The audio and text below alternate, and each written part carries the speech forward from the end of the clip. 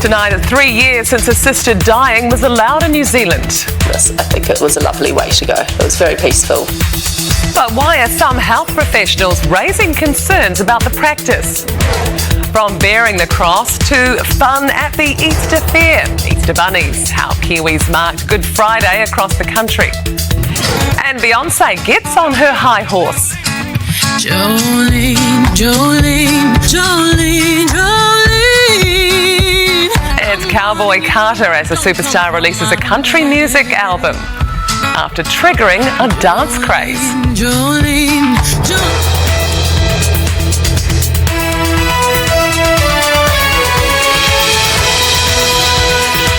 Good evening. It's nearly 3 years since some of New Zealand's most seriously ill patients were given more of a say in their own deaths. The highly contentious End of Life Choice Act will soon be the subject of a statutory review after taking effect in November 2021. Between then and the end of last year, over 1,500 applications were received by the Assisted Dying Service. Of those, 670 patients went through with an assisted death. But health professionals remain divided over assisted dying, and that's fueling concern. It's affecting a cornerstone of patient care, informed consent. And a warning, our story deals with a sensitive and confronting issue. And the first of a two-part series, Nicole Bremner looks at where we're at with assisted dying. A proud grandmother, much-loved wife and mum, Gillian was also fiercely determined to die on her own terms when her cancer finally got the better of her. When assisted dying, they talked about it. The politicians bringing it in. Mum always said, I'm going to do that. If it comes in, I'm going to do it when I get too bad because I don't want to be a burden to people. Last year, Gillian made the call to end her 7-year battle. She was 72. Mum had just done chemo and all of that. And she messaged me at one point and said, I've lost all my hair. I'm towards the end. And that was hard. The family fully supported her decision. We all sat down with the doctor one day and we all chatted about it. Mum was with us, she came down and we all had our questions and talked to him and he went through everything with us. But there's concern in the sector not all briefings are as thorough, depriving patients of an informed choice. That's because the current law places the onus on patients to raise the issue for discussion, even though the doctor they speak to may conscientiously object. If they do, doctors must still steer patients to the information they need. An overwhelming number of Hospice New Zealand's members object to the practice, and only one hosts assisted deaths on site. Health professionals still are a little bit uncomfortable about assisted dying. A challenge currently is that not very many doctors are delivering this assisted dying service because I think generally as health professionals that's not what we go into healthcare for. For palliative specialists working in that field, their understanding of the requirements of sanctity of life, of respecting life, mean that you don't bring an end to it. Many specialists who are working in palliative care would feel that deeply. It's a depth of feeling that's long been apparent, creating difficulties for those who engage in the practice. Some practitioners have told One News they've been denied access to facilities that oppose end-of-life choice, even just for discussion with whānau. And it's forced patients to find alternative places to have an assisted death, something now on the radar of the Health and Disability Commissioner.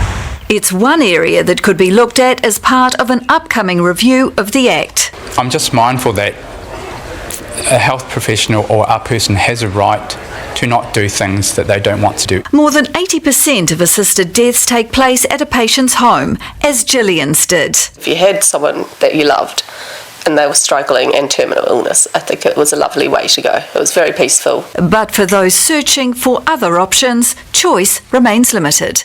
Nicole Bremner, One News. And tomorrow night, in part 2 of our series, Nicole visits the only hospice in New Zealand that hosts assisted deaths on its site, right here on the News Hour at 6. In news just in, a 30-year-old Hastings man's been charged with murder after a body was found in a burnt-out car earlier this week. It was discovered after a vehicle fire on Irongate Road West on Tuesday night. The formal identification of the victim is still ongoing and police are conducting a forensic examination on the car. Police arrested a 30-year-old man this afternoon. He's due to appear in Hastings District Court tomorrow. Urgent work overnight to clean Auckland's Rainbow Crossing was a success. Auckland Transport says it hasn't been badly affected after it was covered in white paint. Nobody's claimed responsibility and police say there's no update in their hunt for the vandals. The crossing will be assessed again next week to see if more work's needed. Local marae and hapu should have a seat at the table at all levels in our civil defence response to natural disasters, according to an independent review. It comes as Hawke's Bay residents call on the Cyclone Recovery Minister to deliver on election promises. Our Hawke's Bay-based reporter, Henry McMullen, has the story. When disaster strikes, local marae respond, but often they're doing it on their own. If you were here on the third day of the flood, after the flood, you would have seen about 800 people here, majority with Pākehā. We saw no one from any civil defence council for about 7 days. So we had to stand up as a community, and that's what we did. And we're still here today supporting people. Failing to integrate local iwi, hapu and marae. Just one of the shortcomings found in a recent independent review into Hawke's Bay's civil defence response to Cyclone Gabrielle. They must be included, they have the capability, they have the resource. But unless we coordinate our response appropriately with all of that capability, we won't get the right outcome. But we can't do that if we're not part of the legislation on which the system is set up. And so, we need to get that sorted out. The review agreed, recommending a law change that would see Māori formally included in disaster planning and recovery. The minister saying it will take time to get things right. And it's obvious that we actually have to have a substantive bill, and we have to do some real work to make sure that we improve and enhance that local, regional and national response. He's also met with locals via Zoom, who shared their broader struggles with the recovery process. It's not fast, it's not a fast recovery. People are still in limbo. There are a lot of flaws in the process, and I don't think the government are aware of any of them. National had promised a new cyclone recovery ombudsman during the election campaign and has since walked that back. We have made sure that we've funded a dedicated resource within the current office to make sure that those people are going to deal with directly anything related with the cyclone, and we think that that is more than adequate and it's going to meet those needs. Locals are hopeful but already disappointed with the speed of change. So the people that are in the middle of a buyout and they're not happy, they have nowhere to go except to the councils who are in charge of this whole flawed process. In the meantime, the mahi continues. These parcels are heading to families this Easter. And if we just had that resource commitment from the Crown, go away communities, you can go and do, look after yourselves, I think that'll make us a lot more happier than having to think, are they coming or not? Always ready to lend a hand, even if it's not yet officially recognised. Henry McMullen, One News. Overseas now, and the man behind what was once the world's second largest cryptocurrency exchange has been sentenced to 25 years imprisonment on fraud charges. Sam Bankman-Fried was once considered a financial genius. Before it emerged, he was taking billions in investor funds and using them to gain power and influence. US correspondent Logan Church reports from New York. A fall from grace for the man once dubbed the crypto king.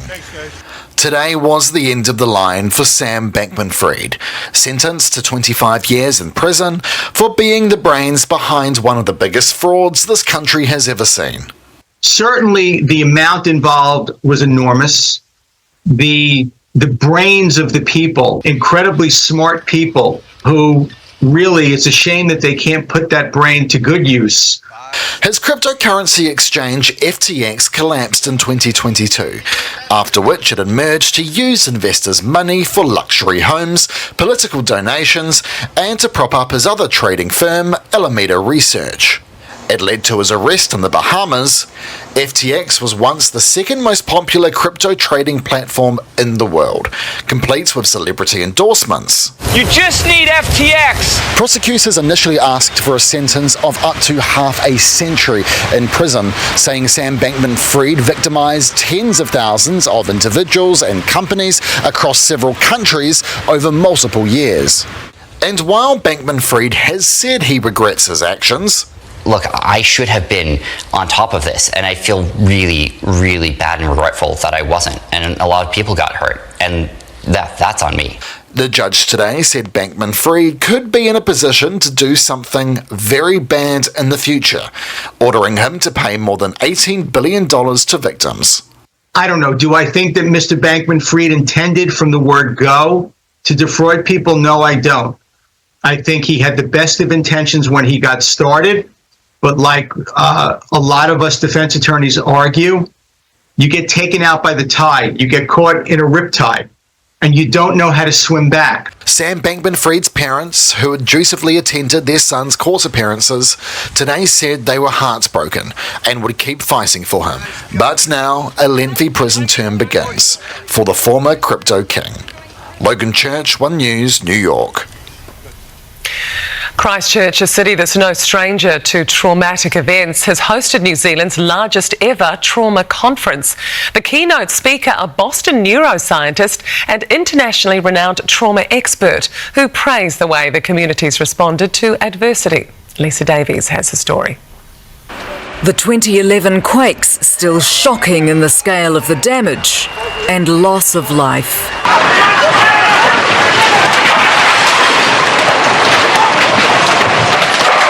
8 years later, 51 worshippers were slaughtered as they prayed.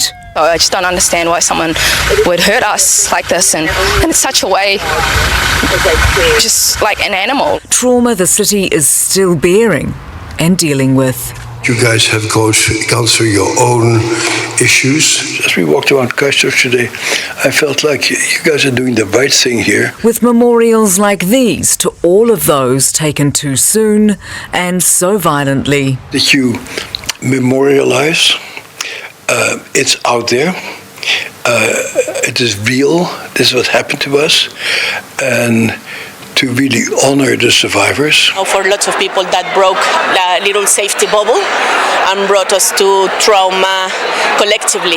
Many at the conference comforted by the collective desire to learn more about treating trauma. I think we're basically a flawed species. It's great to know that you're not the lone voice and only person out there that's advocating and fighting for this. If we understand more about trauma, it equips us to deal with our clients in a better way. This 80-year-old who wrote best-selling book The Body Keeps the Score has one main piece of advice. Overcoming trauma is that you feel deeply safe to begin to go there and to allow it to become a memory of something of the past rather than something that you keep reliving over and over again. He's also pioneering work using stimulants such as MDMA and therapy to treat post-traumatic stress. I think it's the biggest revolution I've seen in my career in 50 years, actually.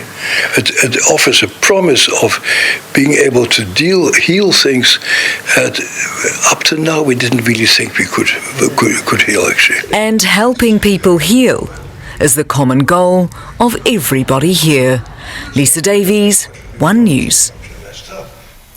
Hope you've enjoyed the day off, unlike those who've had to work, from the religious and traditional to family fun or just eating Easter eggs and hot cross buns. Kiwis around the country marked Good Friday in different ways. Donna Marie Lever with what it meant to some.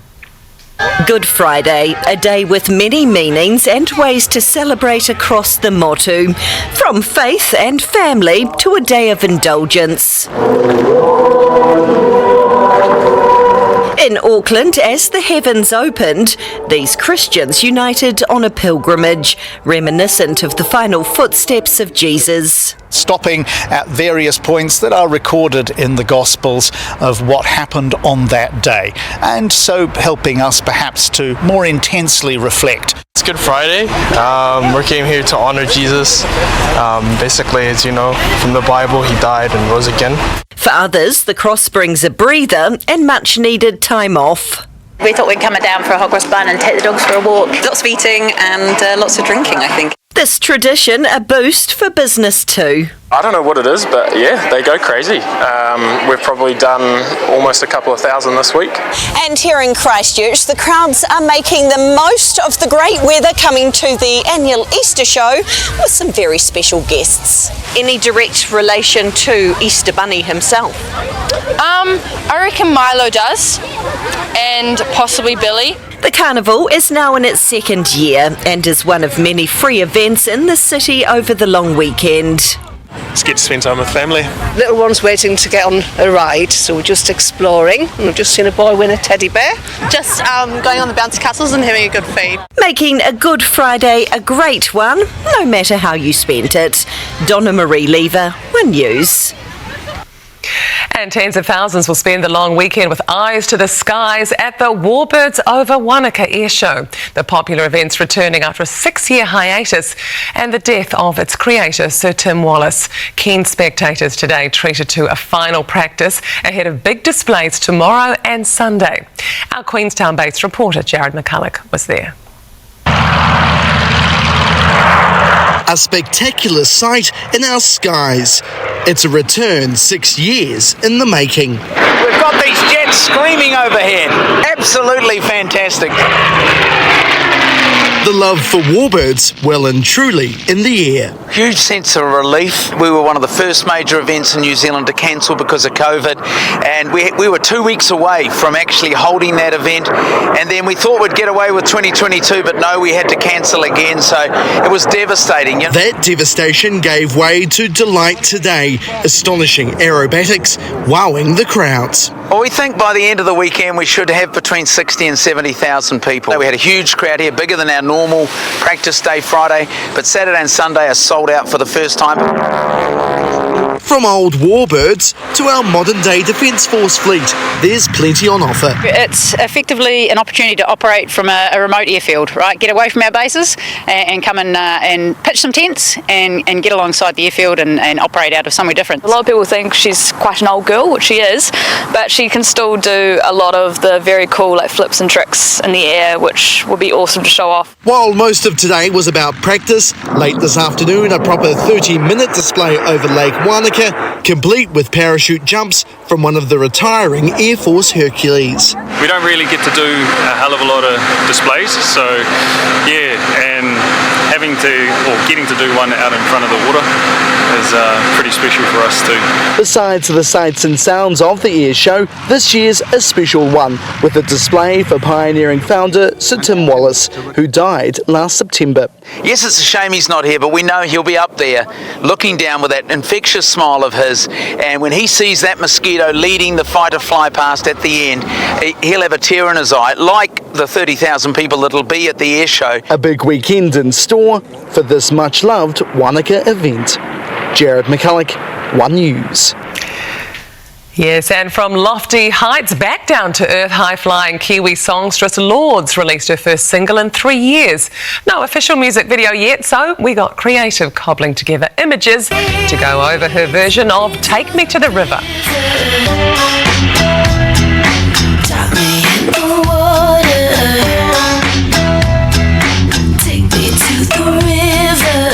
The song's part of a tribute album paying homage to Talking Heads' live concert album Stop Making Sense from 1984. The original, though, by soul gospel great Al Green in 1974. Whaiakane coming up, and absent King Charles still delivers an Easter message of friendship as Queen Camilla takes centre stage at a centuries-old royal tradition. And what sparked these violent scenes in a remote Australian town that's triggered a youth curfew.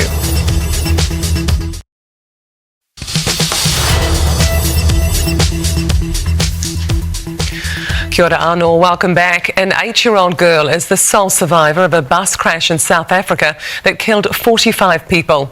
The bus was travelling from neighbouring Botswana to Moria in the north of the country when it plunged into a ravine and caught fire. It's believed the driver lost control, hitting barriers on a bridge. The Transport Minister says a full inquiry will be held. A youth curfew's in place in the Australian town of Alice Springs after a family dispute sparked an explosion of violence. It's just the latest problem to hit the northern remote town or territory halfway between Darwin and Adelaide, both 1,500 kilometres away. As talk grows of Defence Force action, our Australia correspondent Aziz Al-Sa'afin reports. A town under siege, now in lockdown for 2 weeks. The emergency action after anarchy erupted in Alice Springs, a battleground for more than 150 youths. The unrest kicked off when a violent mob pelted this pub with bricks, rocks and even people. They're smashing one door already. Police believe the crowd was mourning an 18-year-old boy killed in a crash involving an allegedly stolen car 2 weeks ago. That's led to family feuds, and that's what erupted in Alice Springs. The chaos and destruction forcing locals to seek shelter. I'm fed up with this appalling level of crime and antisocial behaviour. The community has had enough, and so have I. A curfew's been imposed banning anyone from under 18 from the centre of town from 6 p.m. to 6 a.m. What else needs to happen for people to start listening to us in Alice Springs to say we can't continue to live like this? The situation's triggered fury in the Senate. We have had a gutful. In Parliament, Anthony Albanese facing demands to get there fast. When does the Prime Minister intend to visit Alice Springs? I have been a regular visitor to the Northern Territory. I will continue to be a regular visitor to the Northern Territory. The level of poverty in the town of 26,000 is profound. Home to a high percentage of Indigenous people, recently labelled ground zero of the country's cost of living crisis. Nearly 60 extra officers are being sent here amid demands for greater federal response, even Defence Force intervention. This situation will get worse if it is not dealt with and dealt with immediately. And while federal government argues inside chambers, the unrest continues. They've got to respect the place, is all the message that I'll send out to them, please. 5 arrests have been made so far, police seizing more than 50 weapons. Too little too late, some say, after decades of government neglect. Aziz Al-Sa'afin, One News, Sydney. King Charles has called for acts of friendship in his first public address since Princess Catherine's cancer diagnosis. As he continues to receive his own treatment, a pre-recorded audio message was played at the annual Maundy service, and the Queen attended in his place. Here's our Europe correspondent, May Heron. Lone figure in the Worcester Cathedral, Queen Camilla appearing without husband King Charles, who said it was with great sadness he couldn't attend. It has been the custom since the time of Queen Elizabeth for His Majesty the King to give alms on Maundy Thursday. The Maundy Thursday service dates back to the year 600 and is held every year before Easter to commemorate the Last Supper. And here are some of the recipients with the special Maundy money. Money is still handed out today, Camilla gifting purses filled with special coins to 75 women and 75 men, a number reflecting the King's age. The monarch praising the recipients in a specially recorded message. In this country, we are blessed by all the different services that exist for our welfare. But over and above these organisations and their selfless staff, we need and benefit greatly from those who extend the hand of friendship to us, especially in a time of need. The King didn't mention his or Princess Catherine's recent cancer diagnosis, but for many it was hard to hear the message and not think of the tough few months the royal family have faced. It's incredibly difficult, and I think more important than ever that we support the royal family. And they're stoic and they are true to their country, they're true to their people, and we need to be true to them. The King has been avoiding large-scale public events, but he's set to attend a small Easter service this weekend with a limited number of royal family members attending. the Queen's been forced to fill the void left by the King, including passing on the thoughts of well-wishers who'd rather be doing it themselves. May Heron, One News, London. The Stone of Destiny, used in the coronation of every British monarch for centuries, has a new home in Scotland. It's the centrepiece of a new museum in Perth, where the stone was taken from 700 years ago. The BBC's Katie Rizal reports. Perth, Scotland's ancient capital. And in the former City Hall, which at one point faced demolition, a new museum is putting this region at the centre of Scotland's story. The lead curator took me in to see the star attraction. Really, this is to give people an understanding of what they're about to see, because it's an immersive way into the Stone of Destiny, still a potent symbol of Scottish nationhood. And what is the relevance of this block of stone today? This is a live ceremonial object, so for future coronations, be transported down to Westminster and placed back in Edward I's coronation chair. It's still a relevant and important cultural symbol. It's part of the regalia, it's part of the crown jewels of Scotland. And this is where it all happened, on Moot Hill, where Scottish monarchs were crowned on the Stone of Scone. This one's a replica, but this is one of the most important historical sites in Scotland. Macbeth was made king here in 1040. 2 centuries later, Edward I seized the Stone of Scone and took it to England. Westminster Abbey, spiritual heart of the Commonwealth, lost one of its most precious relics. Contested over the centuries, in 1950, 4 students took the ancient symbol of Scottish kings back to Scotland in an audacious raid. The stone went back to Westminster Abbey a year later and officially returned to Edinburgh in 1996. Oh, wow. But it hasn't been seen in Perth for more than 700 years. Given its disputed history, it's held securely, and these local sixth formers got a preview. It makes me feel quite happy that it's close to home, and it's like, I think it's where it should be. Advance tickets to see the Stone of Scone on its opening weekend booked out in just 13 minutes, which bodes well for the city. And if it looks well worn, monarchs used to sit directly on the stone itself until a wooden platform was added to in the 17th century. Up next, your invitation to some of the best Kiwi art on offer. I don't want to see your nose print on our glass door. I want to see you inside. As a huge gallery opens in South Auckland, find out what the new arty neighbour means to the locals. And was it her destiny as a child to take on country music?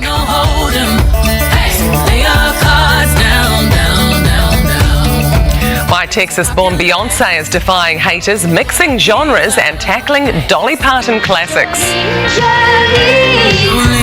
Jolene, Jolene, Jolene, I'm warning you, woman, find you your own man. And a cooler and blustery day out there for many of us today. Sunshine and showers in the mix. This is the live view in Auckland, currently sitting on 17 degrees. Further south for Christchurch, it's been looking good here too. Showers just fading off the coast, sitting on 13 degrees. There is sunshine all the way, but heads up for some wet and windy weather in the mix too. Details after sport.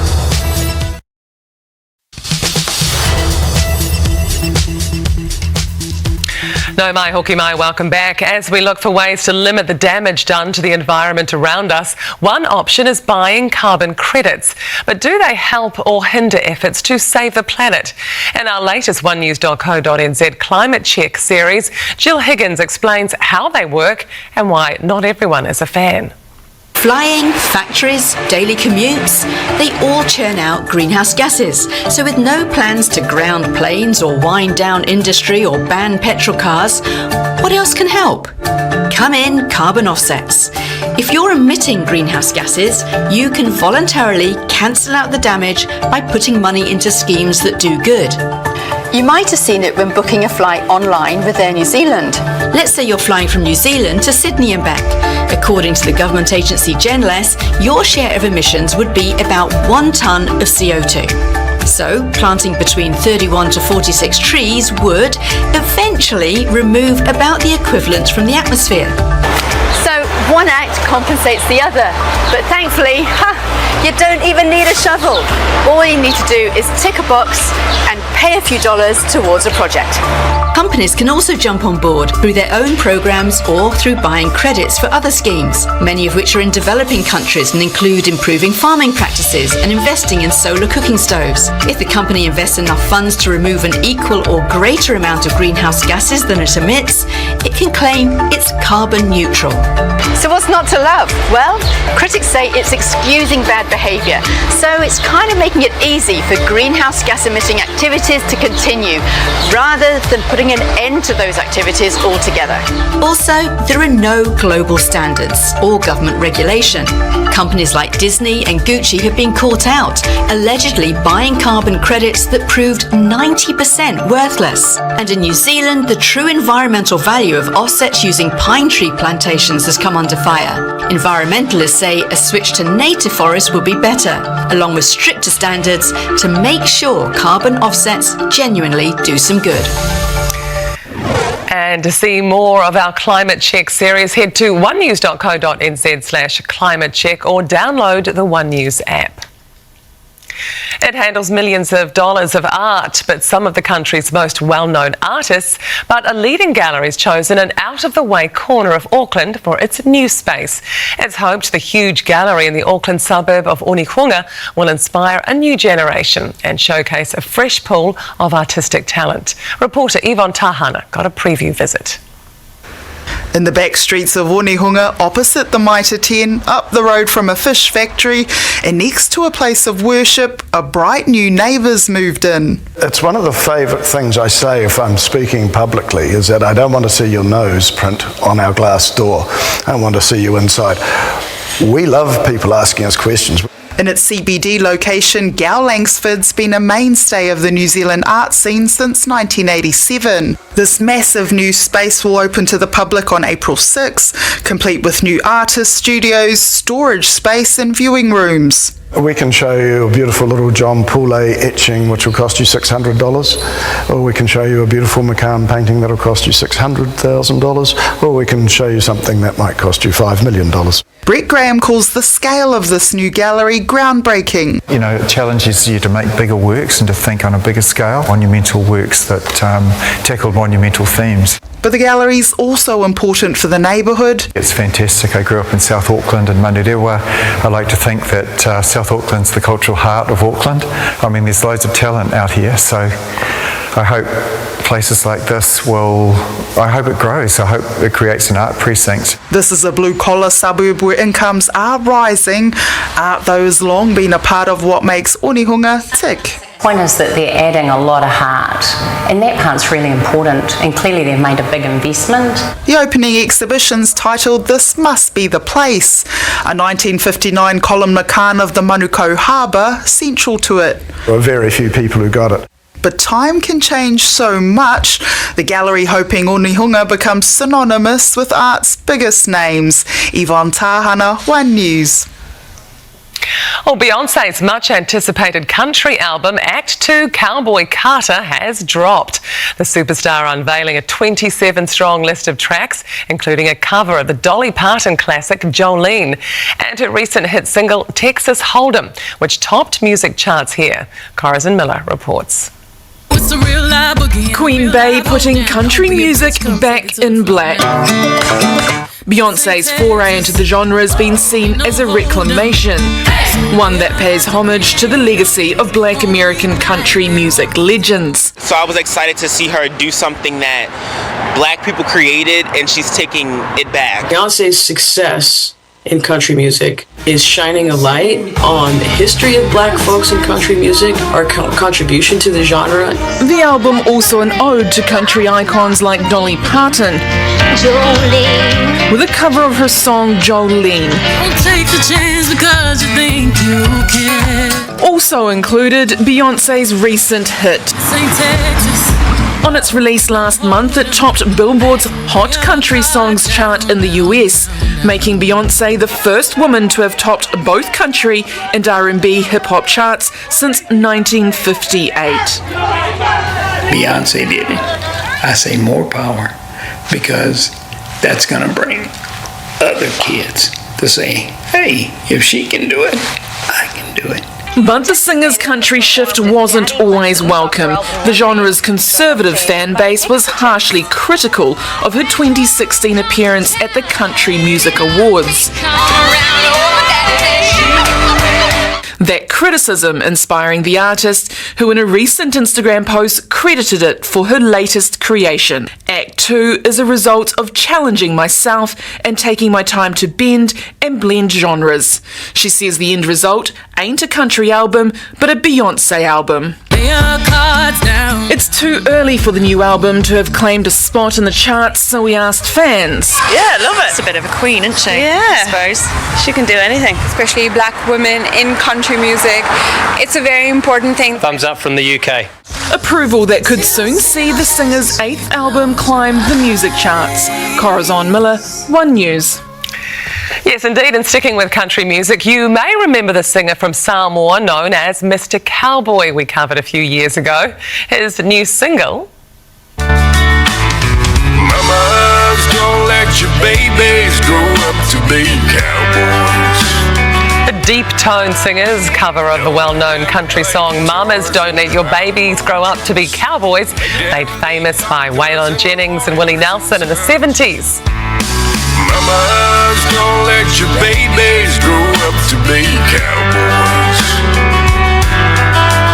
They'll never stay home and they're always alone. They've been with someone they love. Mr. Cowboy planning an album later this year with LA-based producer who's worked with Rihanna and Burna Boy. Well, to our own Who would have thought? sultry-voiced Andrew Saville, who does like a bit of country music, I found out, tapping his toes. Pressure, though, on the Crusaders. You're not going to believe this, Wendy. Pre-kick-off, in about 20 minutes, they've lost another player. More on this in just a moment. We'll cross live to Christchurch for you. Here's a hint for you. It is a little nippy, apart from other things. A tad warmer, though, for Pacific Rugby's big Easter weekend ahead, as a star All Black makes a plea from Japan.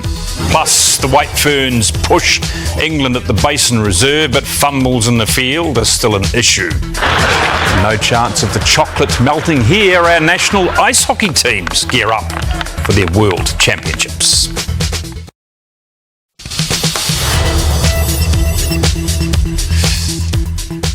Nā kōrero, haikinaka o te wā. Welcome to Sport, and tonight, yes, the Crusaders in front of home fans in Christchurch look to turn their season around in desperate need of a Super Rugby Pacific win. But winless in 5 games so far this season, assignments don't come much tougher than the Chiefs. Our reporter Jordan Oppett is now joining us live from Christchurch. And Jordan, some more bad news for the Crusaders. Yes, Sav, this team just cannot catch a break. In the last half hour, we've learned that captain Mitch Drummond has been ruled out of tonight's match due to illness, and Tom Christie will now wear that skipper's armband. Look, the Crusaders are in uncharted territory after their worst start in Super Rugby history, not helped by having key injuries to their big players like Will Jordan, who's sidelined for the season after having surgery for a shoulder injury. He joins us now. Well, firstly, how are you and how's your recovery going? No, I'm doing okay. 5 weeks on now from the shoulder surgery, so a bit of a tough blow to take with the season being over, but getting the sling off next week, so looking forward to being two-armed again, get stuck into the rehab process. I imagine it's never easy being on the sideline, but how tough has it been in light of the results you've been having? It is a little bit tough watching from the sidelines. Like, you do miss being out there and you miss being able to help contribute to the team, but I guess it's someone else's opportunity in the 15 jersey this year, so watching the boys has been great and struggling at the moment, but full faith they'll be able to find their way out of it. You're one of nearly a dozen out at the moment, unavailable. Rob said he's never had so many player coaches in his life. How has your role changed to be able to still help this team? Yeah, I think just being a little bit of a middleman between the coaches and the players, like just behind the scenes having little conversations about stuff I'm seeing, or just helping guys kind of prepare for the game in the weekend. So just trying to be a bit of a sounding board for those guys that are out there at the moment. What do you think it's going to take to get a win against the Chiefs tonight, Will? I think my friend Damien McKenzie having the night off's a little bit of a help. But no, the Chiefs are a good side. I think we've just got to play with confidence. It's tough the position we're in, but I think really attack the Chiefs tonight, put them under pressure. It's a great night here in Christchurch, so yeah, just take it to them. Thank you so much for your time and all the best with the rest of your recovery. As Will just said, it is a nice night for footy here. No wet weather, which is good. Over 12,000 fans as well. So looks to have a big full 80 minutes needed from the Crusaders if they are to turn their season around tonight. Yeah, definitely. Wouldn't they love to have Will Jordan at the moment? Thanks, Jordan Oppett and Will Jordan with us live from Christchurch. And Matatu have given the Crusaders the perfect example to work off, scoring their first win of the Super Opiki season. The Southerners taking on Hurricanes Pua at the same venue late this afternoon, using their set piece to score 4 unanswered tries in the first half. Winger Martha Mataili then showing why she leads the competition in defenders Another good beaten. injection from the back. Mataili down the left, getting rid of defenders through. 3 stumbles to the line, and Martha Mataili with a superb finish. Another Matatu breakout.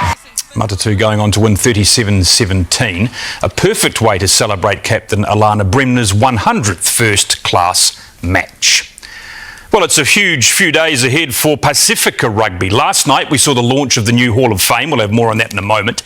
Tomorrow, Moana Pacifica host the Blues on Eden Park. A chance to highlight again the Pacific's impact on the sport. For the nomadic Moana Pacifica team, this is home turf. Sort of. Representation of Pacifica in Auckland is huge, so it's only probably right that we play here. I'm not too sure if the Blues are happy about that because, we're probably cutting their lunch a bit. Moana's been pushed from pillar to post this season with no home venue. Now Eden Park's opening its doors for them to host the Blues. Yeah, obviously it means a lot.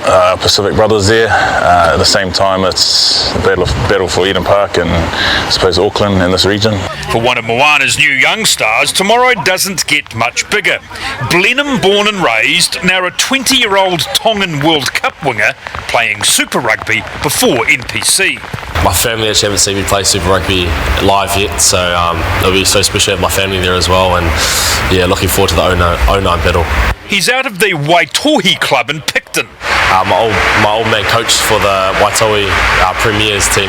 Tamoi Falau signals a new breed of Pacific talent playing for their country of heritage. Beautiful inside ball from Leo Lefano to Tamoi Falau. These last few days and this weekend also a push again to increase Pacifica representation across all parts of the game.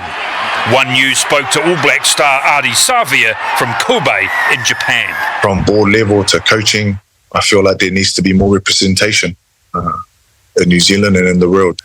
You think of all the players that have rocked the world in rugby, they're of Pacific Island descent. And the representation that we have doesn't match that. From Japan to Marlborough to the islands to Mount Eden. I feel 7 foot when I'm out there. Right now I'm feeling pretty small. Pacific Island Rugby is eager to stand tall tomorrow and also push on for the future. And yes, part of that future involves the new Pacifica Hall of Fame. 7 greats were voted in for the initial induction at Eden Park. Nice to meet you too. And congratulations to you both. Thank you so much. I guess it just illustrates the fact that Pacifica players are being acknowledged and recognised. For this one, it's so special because it's an award that people at your home, they recognise what you're doing. All the hard work that's been put through, the sacrifice my family had to make. Nice to see the chiropractor back in town, Brian. How are you? I'm good, thank you. What does tonight mean for you? And it's a privilege and great honor for me to be here tonight. It's meant a lot for me. And also all the Pacific Island players. The late great Jonah Lomu and Mana Samoa legend Peter Fatialofa also honoured as posthumous inductees, rather. And as you saw earlier there, Adi Savia in Japan, he admits the move has reignited his love for rugby. The World Player of the Year in 2023, now with Kobe Steelers, but he'll be back in June and available for the All Blacks. Want to do my best here, but it's made me also want to come back to New Zealand and really give it a crack. I know sometimes after super season, you feel drained, you're tired, you go into an All Blacks campaign.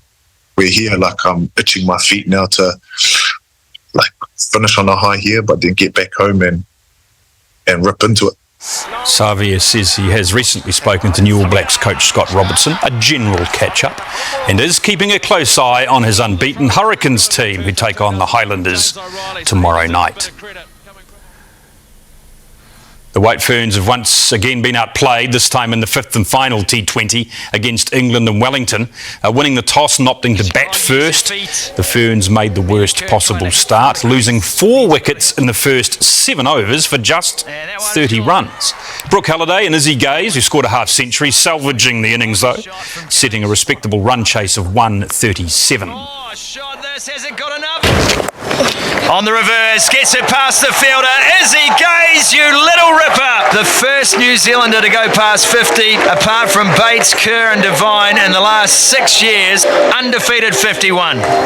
Ultimately, the Ferns, though, leaving too many runs on the park. England chasing down the target with an over to spare, winning the match by 5 wickets and the series 4 games. England are a quality side, and I think there were at times in different games where we were in winning positions and just didn't quite get over the line, or they built a partnership. I think today the turnaround from the last game was outstanding, and to take it as deep as we did was great. Attention now turns to the 3 one-day games, with the first one on Monday in Wellington.